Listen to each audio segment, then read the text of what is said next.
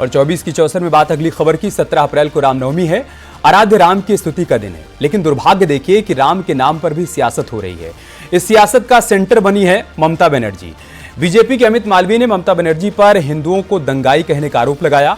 अमित मालवीय ने एक ट्वीट के साथ ममता बनर्जी की रैली का एक वीडियो भी शेयर किया, जिसमें ममता बनर्जी रामनवमी के दिन अल्पसंख्यकों से शांत रहने की अपील कर रही हैं।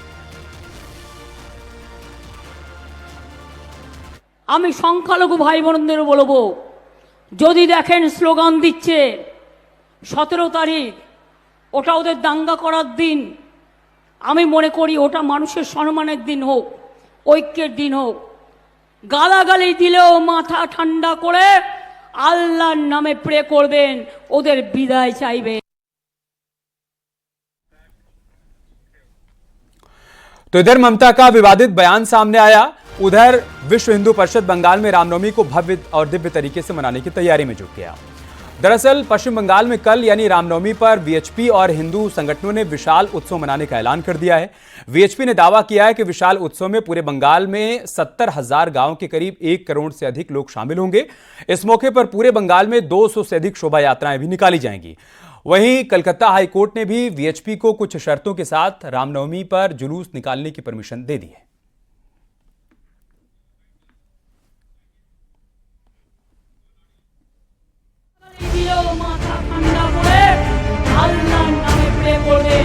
আমি সংখ্যালঘু ভাই বোনদের বলবো, যদি দেখেন স্লোগান দিচ্ছে 17 তারিখ ওটা ওদের দাঙ্গা করার দিন। ममता बनर्जी के इस बयान को बीजेपी नेता अमित मालवीय ने सोशल मीडिया एक्स पर शेयर किया। दावा किया कि ममता बनर्जी ने बंगाल के कूच बिहार में हिंदुओं को दंगाई कहा। अमित मालवीय ने ममता पर आरोप लगाए कि उन्होंने कहा कि 17 तारीख उनके लिए दंगा करने का दिन है, वो आपको गाली देंगे, उनकी विदाई के लिए दुआ करना। ममता बनर्जी के बयान पर अब बीजेपी हमलावर है, क्योंकि मौसम चुनावी है और मुद्दा राम है। मुझे पता है टीएमसी ने हमेशा की तरह यहां रामनवमी उत्सव को रोकने की पूरी कोशिश की, सारे षड्यंत्र किए, लेकिन जीत सत्य की ही होती है। ये पहला मौका नहीं है जब रामनवमी के दिन ममता बनर्जी ने दंगे की आशंका जताई। एक सप्ताह पहले अलीपुरद्वार में एक रैली को संबोधित करते हुए उन्होंने दावा किया था कि पहले चरण का चुनाव जानबूझकर 19 अप्रैल को रखा गया, क्योंकि 17 तारीख को रामनवमी पर सांप्रदायिक तनाव पैदा हो और इसका फायदा बीजेपी चुनाव में उठाए। শুধু একটা কথাই বলবো, মিছিল করুন, মিটিং করুন, দাঙ্গা করবেন না। দাঙ্গা করবে ওরা। 19 তারিখে ভোট, 17 তারিখে দাঙ্গা করবে। তোমাদের তো রাম কানে কানে বলে দিয়ে যায়নি তুমি দাঙ্গা করো, কিন্তু এরা দাঙ্গা করবে আর করে এরাই একে ঢুকিয়ে দেবে। ममता की आशंका और दावों के बीच रामनवमी के दिन विश्व हिंदू परिषद और हिंदू संगठनों ने विशाल उत्सव मनाने का ऐलान किया है। कलकत्ता हाईकोर्ट ने भी वीएचपी को कुछ शर्तों के साथ रामनवमी में जुलूस की इजाजत दे दी है। एक तरफ विपक्ष अब तक चुनाव में राम की एंट्री से परहेज कर रहा था, लेकिन ममता बनर्जी के बयान ने सियासी रण में राम की एंट्री करा दी है।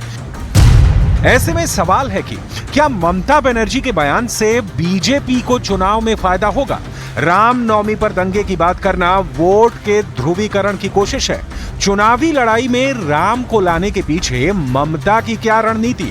लोकसभा चुनाव में राम किसकी नैया पार लगाएंगे?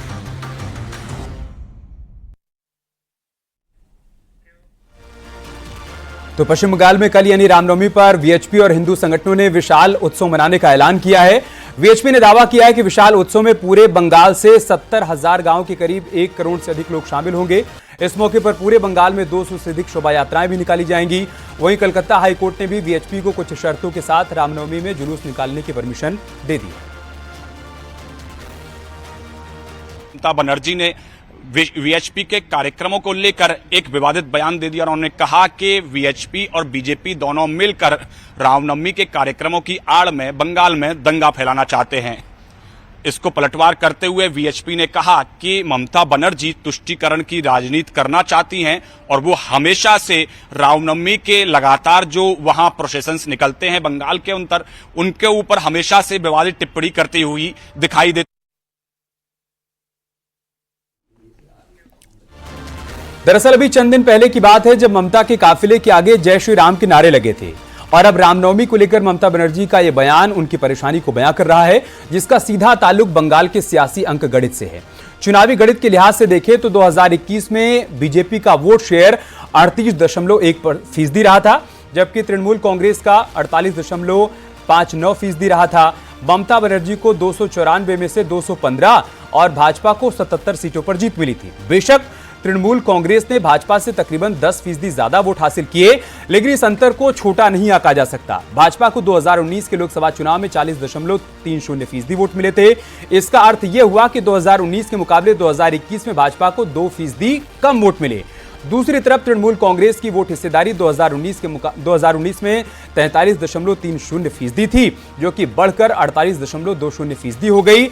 अगर भाजपा को 2019 के लोकसभा चुनाव के हिसाब से जीत मिलती तो करीब 121 विधायक बीजेपी के होते, लेकिन ममता का वोट शेयर बढ़ने की वजह से भाजपा 77 सीटों पर ही जीत पाई। यह है पश्चिम बंगाल का अंक गणित और इसीलिए ममता बनर्जी वहां पर परेशान नजर आ रही हैं। रुक रहे हैं एक छोटे से ब्रेक के लिए, जल्द लौटेंगे कुछ और खबरों के साथ।